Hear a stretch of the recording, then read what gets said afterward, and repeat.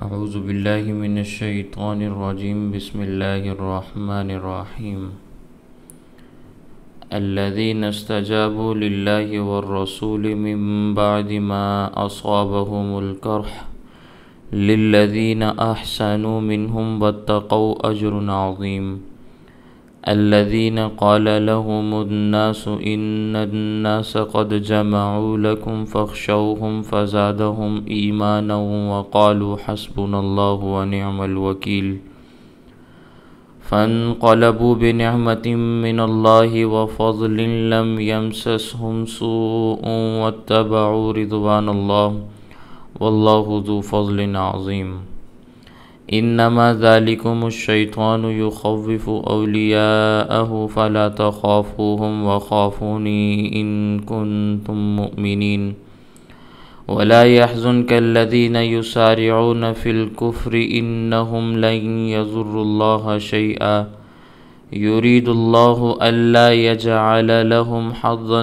في الآخرة ولهم عذاب عظيم ان الذين اشتروا الكفر بالإيمان لن يضروا الله شيئا ان الذين اشتروا الكفر بالإيمان لن يضروا الله شيئا ولهم عذاب أليم صدق الله العظيم الذين استجابوا وہ لوگ جنہوں نے حکم مانا للہ والرسول اللہ کا اور رسول کا من بعد ما اصابہم باوجود اس کے کہ ان کو پہنچا القرح زخم للذین احسنوا ان لوگوں کے لیے جنہوں نے نیکی کی منہم ان میں سے واتقوا اور اللہ سے ڈرتے رہے اجر عظیم بہت بڑا اجر ہے الذین قال لهم یہ وہ لوگ ہیں کہ ان کو کہا الناس لوگوں نے ان الناس بے شک لوگوں نے قد جمعوا لکم یقیناً جمع کیے ہیں تمہارے لیے لشکر فخشوہم تو تم ان سے ڈرو فزادہم ایمانا تو اس بات نے ان کے ایمان کو اور زیادہ کر دیا وقالو اور انہوں نے کہا حسبنا اللہ ہمارے لیے اللہ کافی ہے ونعم الوکیل اور وہ بہت بہترین کارساز ہے فانقلبوا تو وہ لوگ لوٹے بنعمت من اللہ و فضل اللہ کی نعمت اور اللہ کے فضل کو لے کر لم یمسسہم سوء ان کو پھر کوئی تکلیف نہیں پہنچی واتبعوا رضوان اللہ اور انہوں نے اللہ کی رضا کی پیروی کی واللہ ذو فضل عظیم اور اللہ تعالی بڑی مہربانی کرنے والے ہیں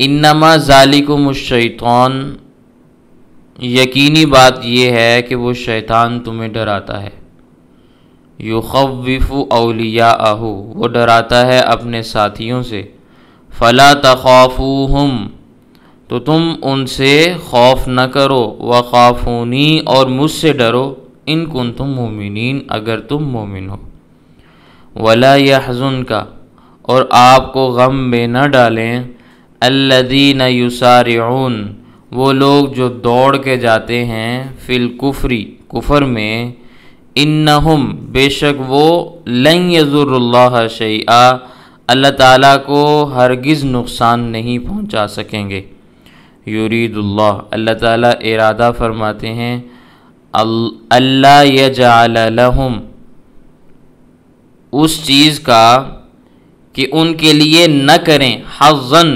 کوئی بھی حصہ فی الآخرہ آخرت میں وَلَهُمْ عَذَابٌ عَظِيمٌ اور ان کے لیے دردناک عذاب بھی تیار کر کے رکھیں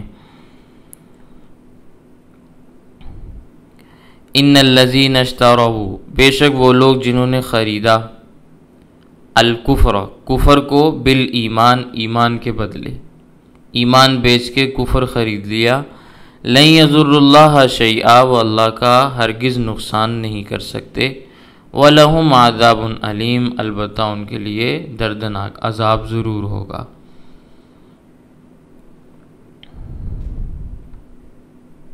آپ کے سامنے غزوہ احد کا ذکر چلتا چلا آ رہا ہے، بہت ساری تفصیلات آپ کے علم میں آ چکی ہیں۔ مسلمانوں کو پہلے فتح ہوئی، پھر بعض صحابہ کرام کی کم فہمی کی وجہ سے، جس کو آپ خطا کہہ سکتے ہیں، اس کی وجہ سے فتح شکست میں تبدیل ہوئی، کافروں نے میدان مار لیا، مسلمانوں کے ہاتھوں سے میدان چلا گیا، مسلمانوں کو نقصان اٹھانا پڑا، بہت سارے صحابہ کرام شہید ہوئے، زخمی ہوئے۔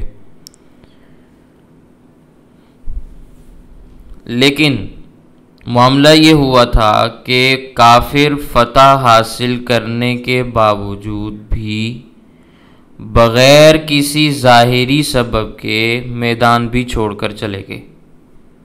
فتح بھی انہیں مل گئی، لیکن ایک دشمن ہوتا ہے، فتح حاصل کرنے کے بعد وہ گرفتاریاں کرتا ہے، پکڑ دھکڑ کرتا ہے، مال لوٹتا ہے، علاقوں کے اوپر حملے ہوتے ہیں، املاک کو نقصان پہنچایا جاتا ہے، جو جنگوں کے حالات ہوتے ہیں۔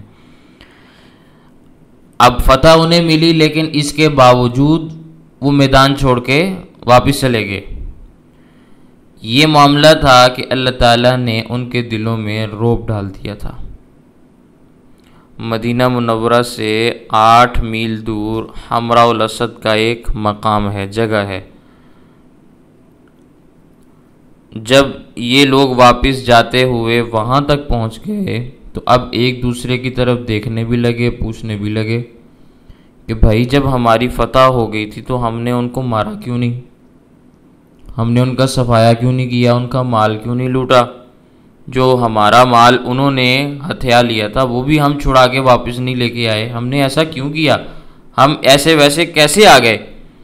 یعنی جو مسلمان بچ گئے تھے ان کا بھی صفایا ہونا چاہیے تھا، انہیں مار دینا چاہیے تھا تاکہ کام ہی ختم ہو جاتا۔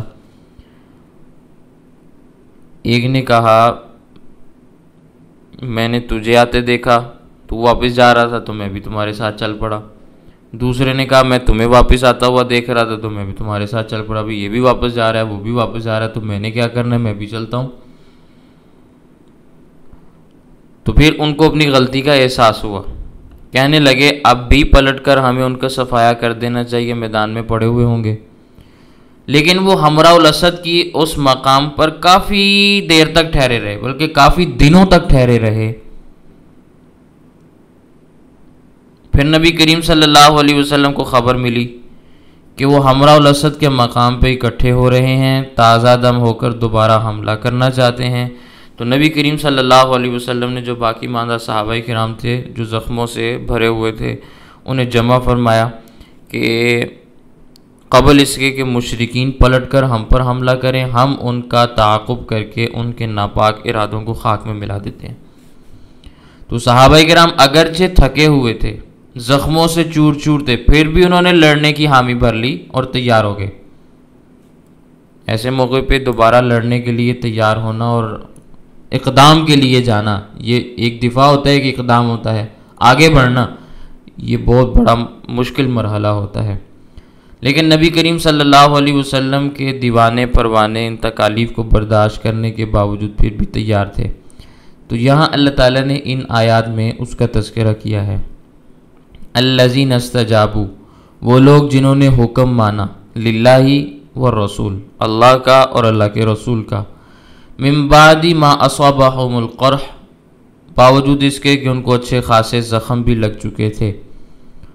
احد کے مقام پر کافی جانی نقصان ہوا، اتنی بڑی تعداد میں صحابہ کرام شہید ہوئے، نبی کریم صلی اللہ علیہ وسلم سمیت بہت سارے صحابہ کرام زخمی تھے، کسی نے بازو پہ پٹی باندھی ہوئی ہے، کسی نے سر پہ، کسی نے ٹانگ پہ، لیکن پھر بھی وہ حمراء الاسد کے مقام پہ جا پہنچے۔ کافروں نے جب یہ سنا کہ مسلمان زخمی حالت میں بھی حملہ کرنے کے لیے ہماری طرف آنے تو گھبرا گئے کہنے لگے زخمی شیر کا حملہ بڑا خطرناک ہوتا ہے، تو یہ اب ہمیں چھوڑیں گے نہیں۔ تو اس موقع پہ معبد خزاعی، جس کا تعلق قبیلہ بنو خزاعہ سے ہے، وہ بھی مسلمان نہیں ہوا تھا، مگر دل میں نبی کریم صلی اللہ علیہ وسلم کا حامی اور طرفدار تھا۔ بعد میں وہ مسلمان ہو گئے، صحابی بن گئے، اور یہ قبیلہ بنو خزاعہ کو ہی یہ فخر حاصل ہے کہ کافر ہوتے ہوئے بھی انہوں نے نبی کریم صلی اللہ علیہ وسلم کی کبھی کھل کر مخالفت نہیں کی تھی۔ یہ واحد قبیلہ ہے کہ باوجود اس کے کہ یہ ایمان نہیں لائے، لیکن انہوں نے نبی کریم صلی اللہ علیہ وسلم کی کھل کے مخالفت کبھی نہیں کی۔ تو انہی میں سے یہ معبد خزاعی ہیں، بعد میں مسلمان ہو گئے۔ تو یہ معبد خزاعی مدینہ منورہ سے مکہ مکرمہ جا رہے تھے۔ جس وقت وہاں پہنچے جہاں کافروں نے پڑاؤ ڈالا ہوا تھا، تو کافروں نے ان سے پوچھا کہ بتاؤ تم نے زخمیوں کو دیکھا ہے؟ انہوں نے کہا وہ تو تازہ دم ہو کے آئے ہوئے ہیں، وہ تو پہلے سے بھی زیادہ مستعد ہیں، تیار ہیں، اور آدمی بھی اچھے خاصے ان کے ساتھ ہیں۔ یعنی وہ یہ سمجھے، یہ جملہ توریتاً انہوں نے بولا کہ اس کے دو معنی نکلتے تھے، لیکن کافر یہ سمجھے کہ بھی ان کے ساتھ شاید اور افراد بھی شامل ہو گئے ہیں، تو یہ ایک جملہ انہوں نے بولا، اس پہ اچھا خاصا روب تھا۔ تو کہنے لگے تم یہاں نہ ٹھہرو، یہاں سے نکل جاؤ۔ کافروں کو انہوں نے کہا تم یہاں سے نکل جاؤ۔ اب یہ جو باتیں انہوں نے ان کو جا کے کہیں، باوجود اس کے کہ بھی انہوں نے ایمان قبول نہیں کیا تھا، اسلام نہیں لائے تھے، ان کی باتیں سن کر وہ کافر حمراء الاسد کی جگہ کو چھوڑ کر بھاگ گئے کہ بھئی اگر ہم نہ بھاگے تو مارے جائیں گے۔ وہ ہمارے تعاقب کے لیے آ گئے۔ تو نبی کریم صلی اللہ علیہ وسلم اپنے ساتھیوں کو لے کر حمراء الاسد کے مقام پر پہنچے، وہاں 3 دن قیام کیا، 17، 18، 19 شوال، تقریباً یہ سوموار منگل بدھ کا دن بنتا ہے۔ 3 دن انتظار کرنے کے بعد نبی کریم صلی اللہ علیہ وسلم واپس تشریف لے آئے۔ تو اللہ تعالیٰ یہ فرما رہے ہیں لِلَّذِينَ أَحْسَنُوا، ان لوگوں کے لیے جنہوں نے نیکی کی، منہم ان میں سے، واتقوا اور انہوں نے اللہ کے ساتھ تقوی والا تعلق بھی جوڑے رکھا، اجر عظیم، بہت بڑا ان کے لیے اجر ہے۔ ان آیات میں یہ تذکرے ہیں، بیک گراؤنڈ کے حوالے سے میں نے آپ کے سامنے باتیں عرض کی۔ اچھا، اس موقع پہ قبیلہ عبد القیس کے تاجروں کا ایک قافلہ مکہ مکرمہ سے مدینہ منورہ کی طرف آ رہا تھا۔ اس قافلے کا ایک شخص تھا جس کا نام تھا نعیم بن مسعود اشجعی، بعد میں مسلمان ہو گئے تھے۔ کافروں نے ان کو لالچ دیا کہ ہم تمہیں 10 اونٹ دیں گے اور مال بھی دیں گے، تم جا کر مسلمانوں پر ہمارا روب ڈال دو اور کہو کہ بھی مکہ والوں نے بہت بڑے بڑے قبائل کو جمع کر لیا ہے، اب وہ تمہارا صفایا کرنے کے لیے تیاری کر رہے ہیں۔ تو اس نے آ کے نبی کریم صلی اللہ علیہ وسلم سے ملاقات کی، کہنے لگے تمہیں معلوم ہے کہ ابو جہل کے مرنے کے بعد اب قریشیوں کی کمان کس کے ہاتھ میں ہے؟ ابو سفیان کے ہاتھ میں ہے۔ وہ بڑا مضبوط اور جنگجو آدمی ہے، اور یہ بات درست ہے کہ ابو سفیان حالت کفر میں بہت بڑے سپہ سالار تھے، حالت اسلام قبول کرنے کے بعد بھی بہت بڑے تھے۔ سن 8 ہجری تک انہوں نے کافروں کے لشکروں کی کمانیں سنبھالی ہیں، ان کی قیادتیں کی ہیں۔ 8 ہجری میں جا کے مسلمان ہوئے، مسلمان ہونے کے بعد پھر اسلام کے لیے بھی ان کی بہت خدمات ہیں، بہت بہادر، بہت مضبوط، اور ان کے خاندان کی بھی بہت بڑی خدمات ہیں۔ یہ بات ذہن میں رکھیں، میں خاندان بنو امیہ کے اوپر کبھی انشاءاللہ آپ کے سامنے باتیں عرض کروں گا۔ یہ ہمارے درمیان جو باتیں چلائی جاتی ہیں کہ بنو امیہ والے ایسے تھے، ویسے تھے، یہ تھے، وہ تھے، یہ اغیار کی سازشیں ہیں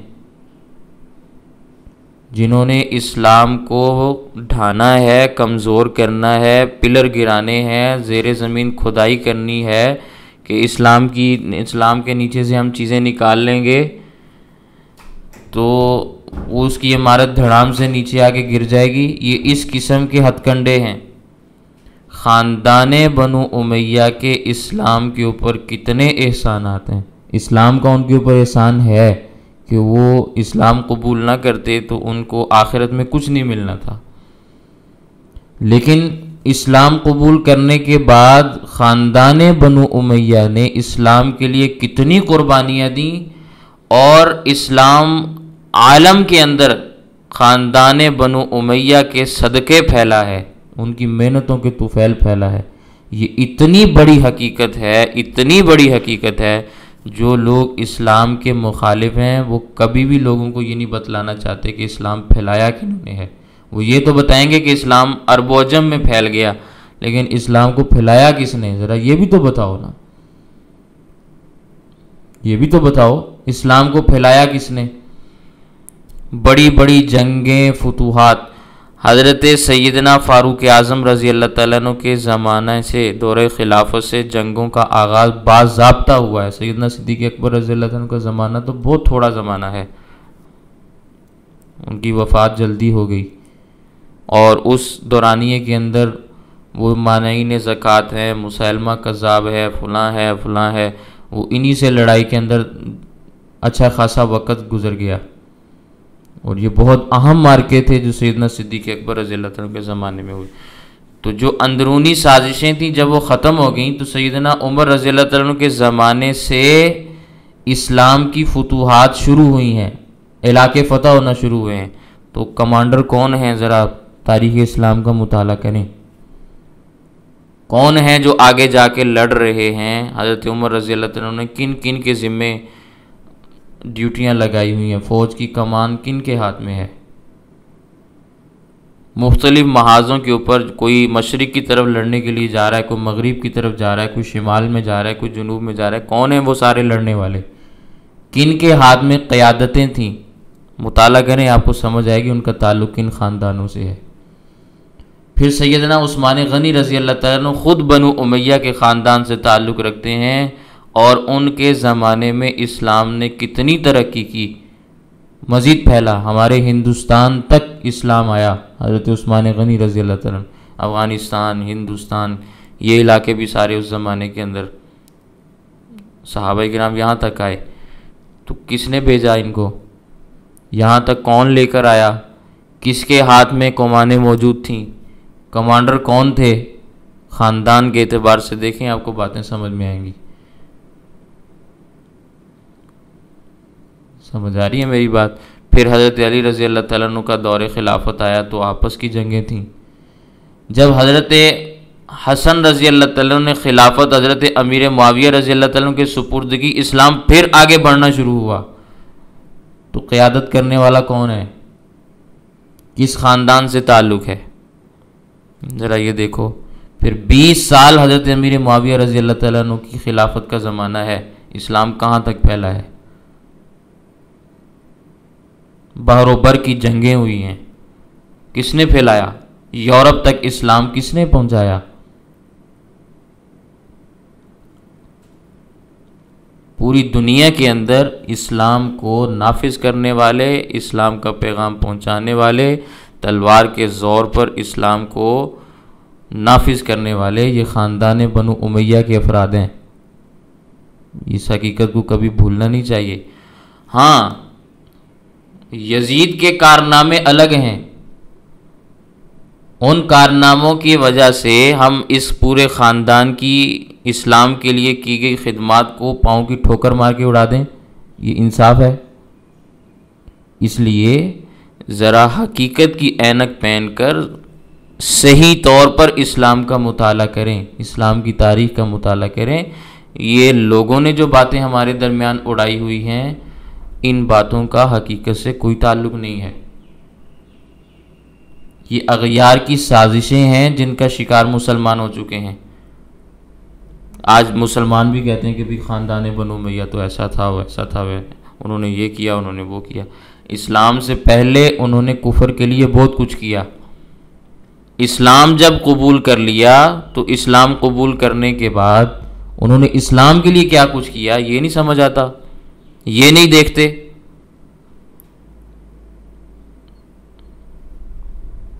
جو غلطی ہے، کسی کی بھی غلطی ہے، وہ غلطی ہے. یزید کے طرفدار ہم نہیں ہیں، اس کی غلطیاں ان سے ہمارا کوئی تعلق نہیں ہے، لیکن جو حقیقی طور پر اسلام کے نمائندے بنے ہیں، حضرت ابو سفیان رضی اللہ تعالیٰ عنہ اسلام قبول کرنے کے بعد بہت مضبوط قسم کے مسلمان تھے، بہت مضبوط قسم کے. ان کے بیٹے کا نام بھی یزید ہے. مسلمان اس چیز کو کیوں بھول جاتے ہیں؟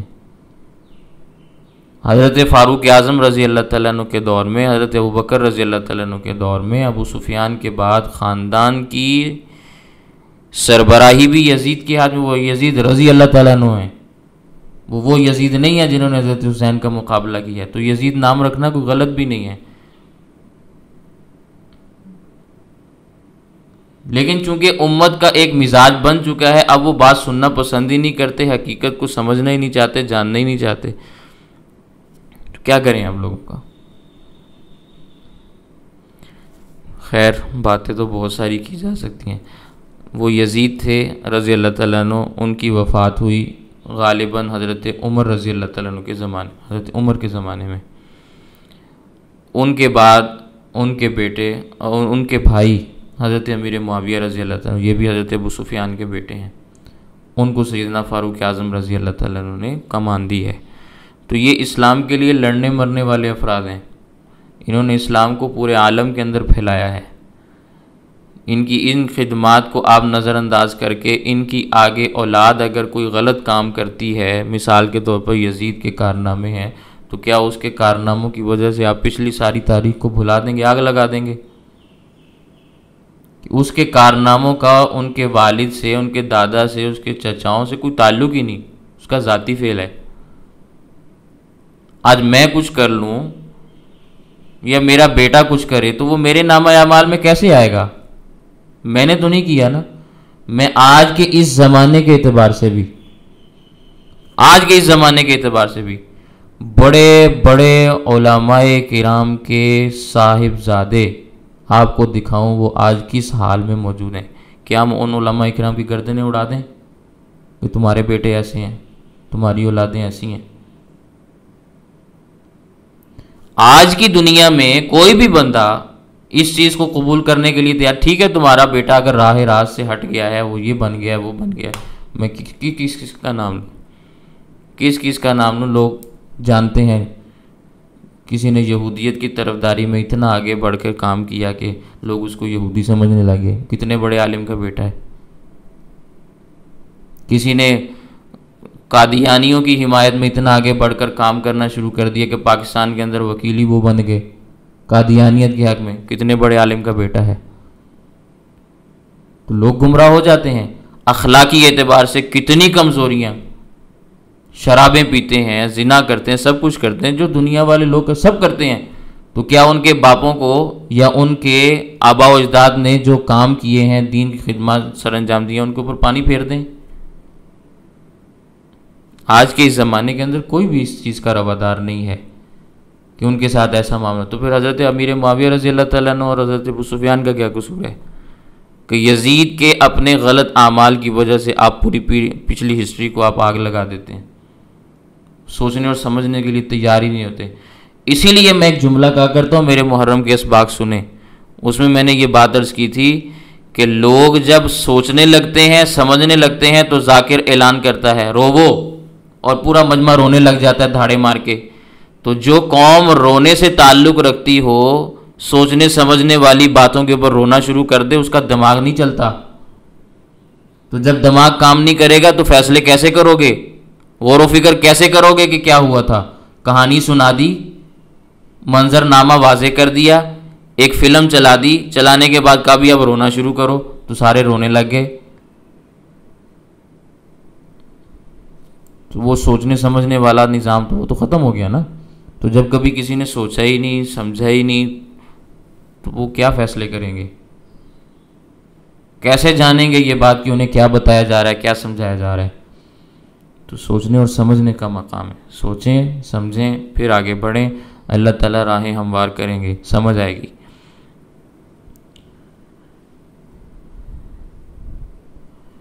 تو مسلمان ہونے کے بعد حضرت ابو سفیان رضی اللہ تعالیٰ عنہ کا اسلام کے لیے بہت مضبوط کردار ہے، اس کو نظر انداز نہیں کرنا چاہیے۔ ان کے خاندان نے دین کے لیے بہت خدمات سر انجام دی ہیں۔ تو یہ نعیم بن مسعود اشجعی نبی کریم صلی اللہ علیہ وسلم کے پاس جب آیا تو اس نے آ کر کافی ڈرانے کی کوشش کی۔ صحابہ کرام نے جب یہ بات سنی تو بیک زبان ہو کر انہوں نے کہا حسبنا اللہ و نعم الوکیل، کہ ہمیں اللہ کافی ہے، ہمارا وہی کارساز ہے۔ اللہ تعالیٰ نے اس آیت کے اندر اس کا تذکرہ فرمایا، اس کا بیک گراؤنڈ یہ ہے، الذین قال لهم الناس، پیغمبر کے ساتھی وہ لوگ ہیں کہ جب ان کو لوگوں نے کہا ان الناس قد جمعوا لکم، بے شک لوگوں نے تمہارے لیے ایک لشکر جمع کر لیا ہے، فاخشوہم، تو تم ان سے ڈر جاؤ، ان کا مقابلہ نہ کرنا، پیچھے ہٹ جاؤ۔ یہ بات جب کہی گئی فزادہم ایمانا، تو ان کا ایمان اور بڑھ گیا، وقالو، اور وہ کہنے لگے حسبنا اللہ و نعم الوکیل، ہمارے لیے ہمارا پروردگار ہی کافی ہے اور وہ بڑا بہترین کارساز ہے، بڑی بہترین تدبیریں جاننے والا ہے۔ اگر وہ تدبیر کھیل رہے ہیں تو ٹھیک ہے، بھی کھیلتے رہیں، ہمارا پروردگار اس سے بہترین کارساز ہے، کام بنانے والا اللہ ہمارے پاس موجود ہے۔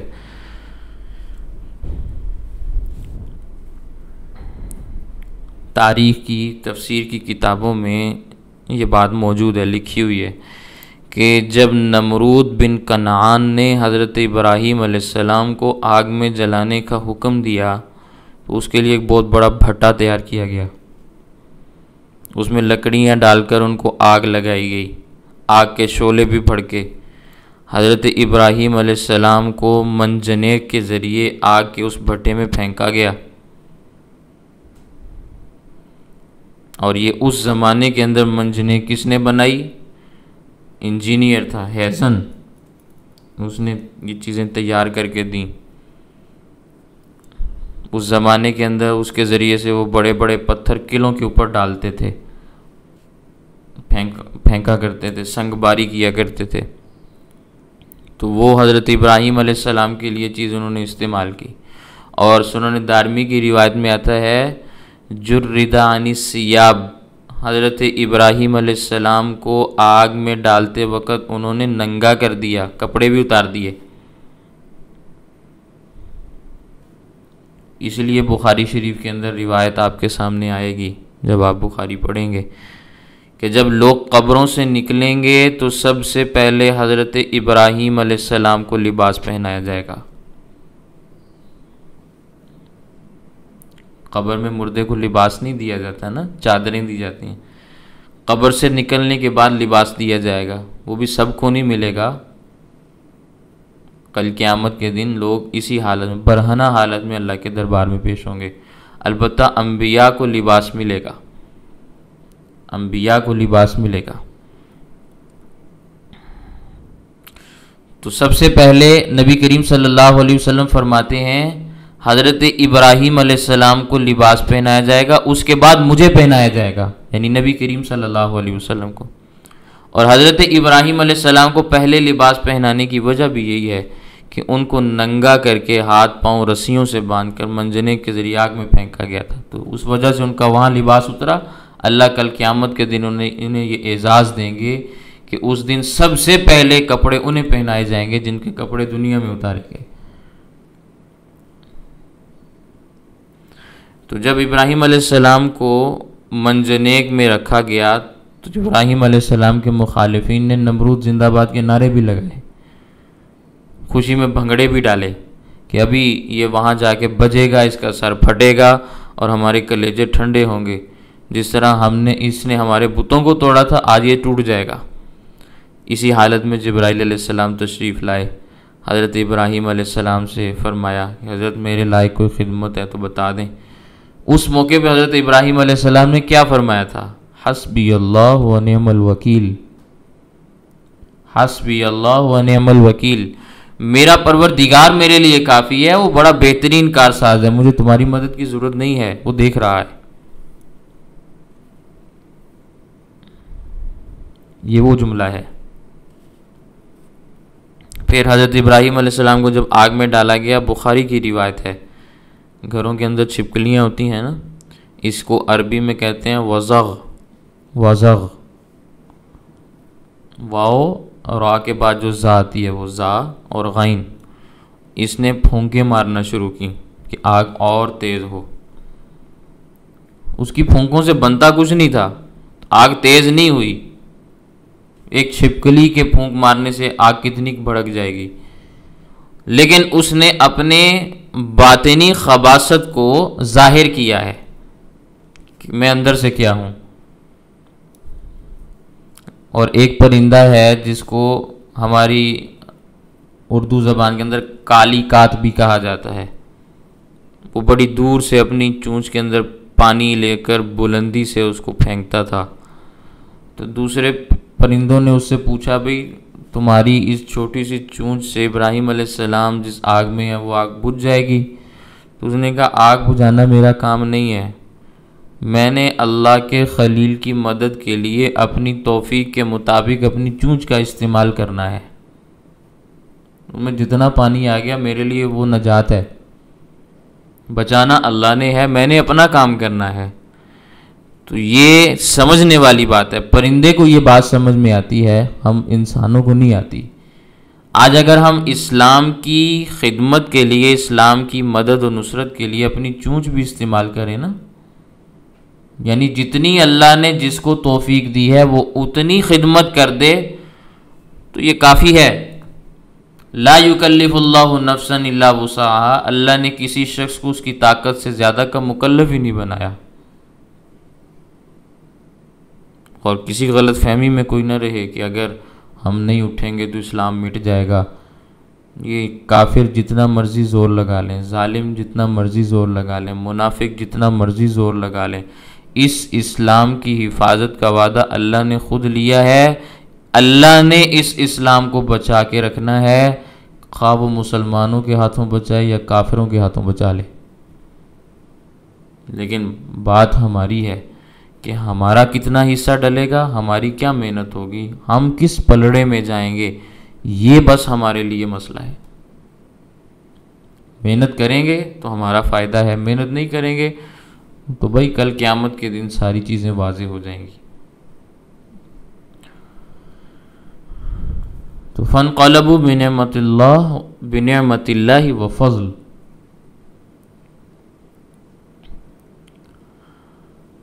وہ لوٹے اللہ کی نعمت کو لے کر اور اللہ کا فضل لے کر۔ عبد قیس قبیلے کے تاجروں کا جو قافلہ آ رہا تھا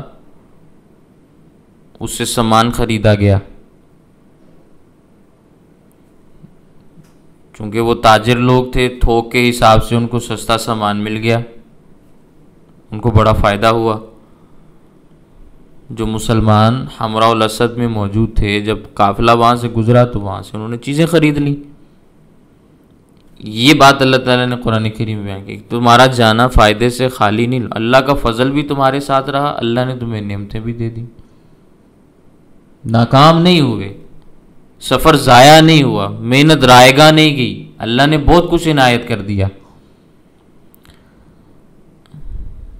تو اس کا یہاں پہ تذکرہ ہے۔ پھر لم یمسسہم سوء، نہیں پہنچی ان کو کوئی تکلیف، واتبعوا رضوان اللہ، انہوں نے اللہ کی رضا کی اتباع کی، پیروی کی، جس طرح نبی کریم صلی اللہ علیہ وسلم کے حکم کو انہوں نے مانا باوجود زخمی ہونے کی حالت میں۔ حالانکہ وہ کہہ سکتے تھے حضرت ہمارے تو زخم ٹھیک نہیں ہے، جب زخم ٹھیک ہو جائیں گے پھر جائیں گے، لیکن صحابہ کرام نے کوئی قیل و قال نہیں کیا، نبی کریم صلی اللہ علیہ وسلم کے حکم کو تسلیم کیا۔ اللہ کو بھی تو پتہ تھا نا کہ یہ لڑنے کے قابل نہیں، زخمی حالت میں ہیں، تعداد میں تھوڑے ہیں، ان کے پاس کچھ نہیں ہے، تو کافروں کو ویسے ہی بھگا دیا، بدلے میں ان کو چیزیں دے کے واپس لوٹا دیا۔ واللہ ذو فضل عظیم، اللہ بڑا فضل کرنے والا ہے۔ یہ کام کس نے کیا؟ اللہ نے کیا نا، تو اللہ کا فضل یاد کرو، اللہ ایسے ہی فضل کرنے والا ہے اور بڑے عظیم فضل والا ہے، بڑی مہربانیاں کرنے والا ہے۔ آگے مشرکوں کے ایجنٹوں کے بارے میں اللہ نے قرآن کریم میں آیات نازل فرمائی. جس نے ڈرایا تھا نا کہ قریشیوں نے بڑی فوجیں جمع کر لی ہیں، وہ تمہارے ایک مقابلے کے لیے آ رہے ہیں، اللہ تعالیٰ فرماتے ہیں انما ذالکم الشیطان، یقیناً یہ بات اپنے ذہنوں میں بٹھا لو کہ جو تمہیں ڈراتا ہے وہ شیطان ہے. انما ذالکم الشیطان یخوف اولیاء، وہ اپنے ساتھیوں سے تمہیں ڈرا رہا ہے، دھمکا رہا ہے، چونکہ وہ آنے والا بھی کافر تھا. طبی طور پر آدمی اپنے نظریے کا حامی ہوتا ہے، تو وہ اپنے کفر کے اوپر تھا اس وقت. فلا تخافوہم، تو تم ان سے نہ ڈرنا، ان سے خوف نہ کھانا، اے مومنو ان سے نہ ڈرنا. وخافونی، اور مجھ سے خوف کرنا، مجھ سے ڈرتے رہنا، میری مخالفت سے ڈرنا. کافر تمہارا کچھ نہیں بگاڑ سکتے. ان کنتم مومنین، اگر تم ایمان والے ہو، اگر تم مومن ہو، اگر تم سچے مومن ہو تو صرف اللہ سے ڈرنا، اللہ کے حکم کی خلاف ورزی نہ کرنا. اللہ پھر تمہاری مدد کریں گے، تمہاری نصرت فرمائیں گے. کافر چاہے تعداد میں کتنے ہی زیادہ کیوں نہ ہو، ایمان والوں کو اللہ پھر بھی فتح دے دیں گے. تو کتنے ہی مقامات پھر ایسے آئے، اللہ تعالیٰ نے تھوڑے سے افراد کو اتنے کثیر تعداد کے اوپر فتح بھی دی، چھوٹے سے لشکر بڑے لشکروں کے اوپر غالب بھی آئے. کم من فیۃ قلیلۃ غلبت فیۃ کثیرۃ باذن اللہ. کتنی ہی چھوٹی چھوٹی جماعتیں ایسی ہیں کہ اللہ نے ان کے ساتھ مدد والا معاملہ کیا تو وہ بڑی بڑی جماعتوں کے اوپر غالب آ گئی. حضرت طالوت علیہ السلام کا وہ واقعہ پیچھے گزر چکا ہے. 313 افراد تھے، مقابلے میں جالوت کا لشکر 1,00,000 افراد کے اوپر مشتمل تھا. 313 اور 1,00,000 کی کیا نسبت ہے، کیا مقابلہ ہے. لیکن قرآن کریم کے اندر اللہ نے گواہی دی ہے فَهَزَمُوهُمْ بِإِذْنِ اللَّهِ، مومنوں نے شکست دی کافروں کو اللہ کے حکم سے. اسی طرح غزوہ موتا میں 3,000 افراد نے 1,00,000 کا مقابلہ کیا.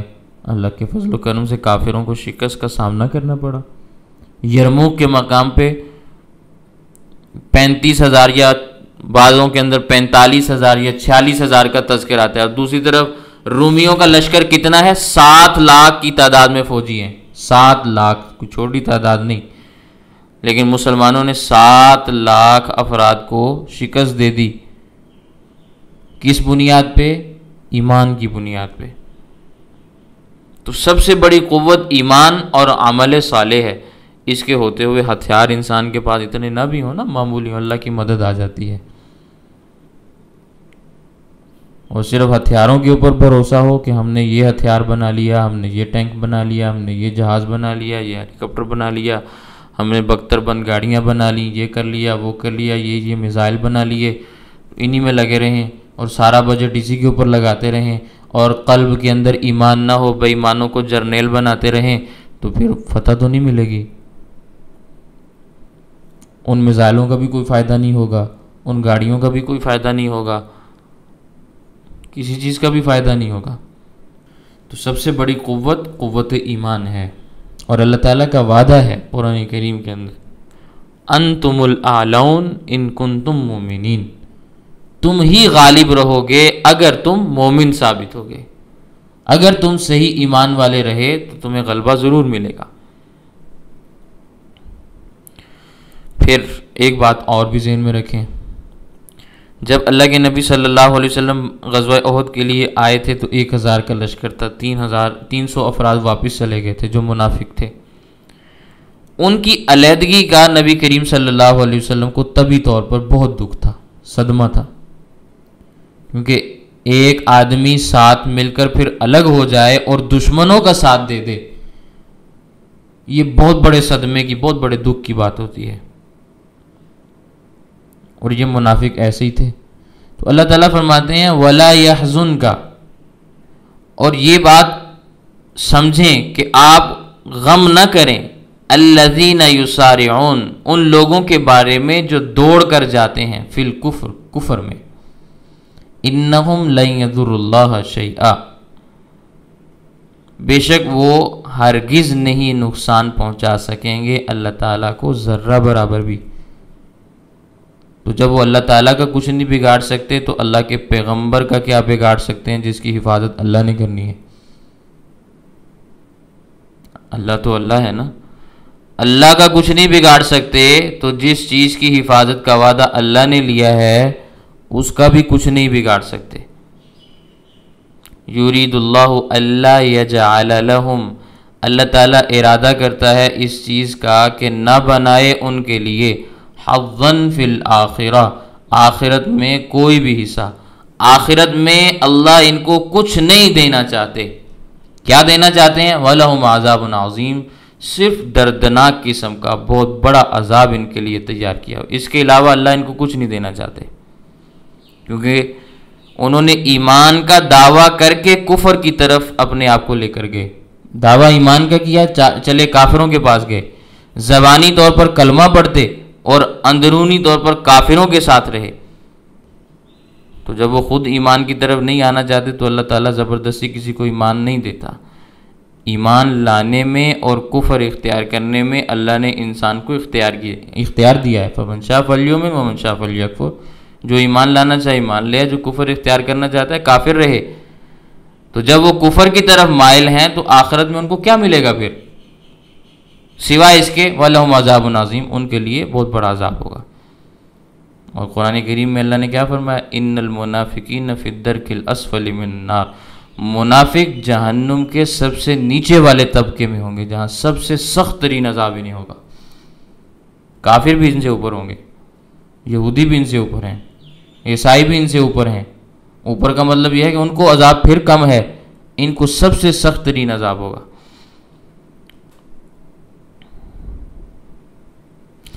تو اس آیت میں کافروں کی آخرت میں ناکامی کا تذکرہ موجود ہے، کافروں کی، منافقوں کی۔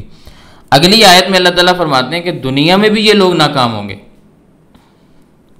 پہلے تو آخرت کی بات کی نا، اب دنیا میں بھی ناکام ہیں، اور اللہ تعالیٰ اور اللہ کے دین کا یہ دنیا میں بھی کچھ نہیں بگاڑ سکتے۔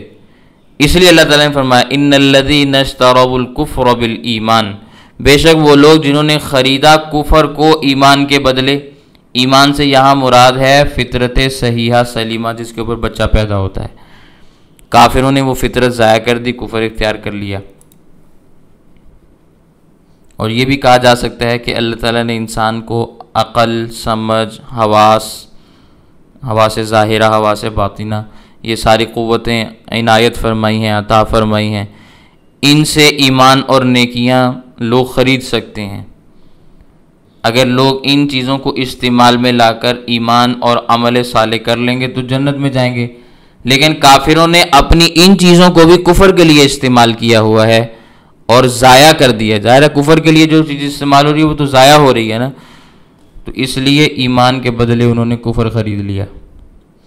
اشکال یہاں پہ یہ پیدا ہوتا ہے کہ وہ تو ویسے ہی منافق تھے، وہ تو کافر تھے، انہوں نے اپنے ایمان کو بیچ کر کفر کیسے خریدا؟ ایمان تو کبھی انہوں نے قبول کیا ہی نہیں۔ جو منافق ہے اوپر سے کلمہ پڑھ رہا ہے وہ تو ایمان والا نہیں ہے۔ ایمان تو وہ ہے جو قلب کے اندر ہو۔ صحیح سچا ایمان قبول کرنے کے بعد کبھی کوئی منافق نہیں ہوا۔ یہ منافق وہی تھے جنہوں نے اوپر سے کلمہ پڑھا، بعد میں پھسل گئے، واپس چلے گئے۔ تو اشکال پیدا ہوتا ہے جن لوگوں کے پاس ایمان تھا ہی نہیں، انہوں نے ایمان کو بیچ کر کفر کیسے خریدا؟ اس کا جواب میں پہلے بھی دے چکا ہوں پچھلی آیات میں۔ سمجھ آئی؟ یہ سمجھنے والی بات ہے۔ نہیں یضر اللہ شیئا، وہ اللہ کا ذرا برابر بھی نقصان نہیں کر سکتے، نہ ہی اللہ کے دین کا کچھ بگاڑ سکتے ہیں۔ اللہ کا دین حق اور سچ پر مشتمل ہے، اس کو اختیار کرنے والے بھی حق پرست اور سچے لوگ ہیں، اور یہ ہمیشہ رہیں گے۔ دین بھی ہمیشہ رہے گا، دین والے بھی ہمیشہ رہیں گے، یہاں تک کہ حضرت عیسیٰ علیہ السلام نازل ہو جائیں، دین اسلام کو غلبہ مل جائے، اور اس کے بعد وہ دنیا سے چلے جائیں۔ اس کے بعد معاملات الگ ہیں۔ وَلَهُمْ عَذَابٌ عَلِيمٌ، جن لوگوں نے ایمان کے بدلے کفر خریدا تھا ان کے لیے دردناک عذاب ہوگا۔ یہ چند آیات ہیں جو میں نے آپ کے سامنے عرض کی۔ اللہ تعالیٰ ہمیں قرآن کریم کی آیات کو صحیح انداز میں سمجھنے کی توفیق عطا فرمائے۔ وآخر دعوانا الحمد للہ رب العالمین۔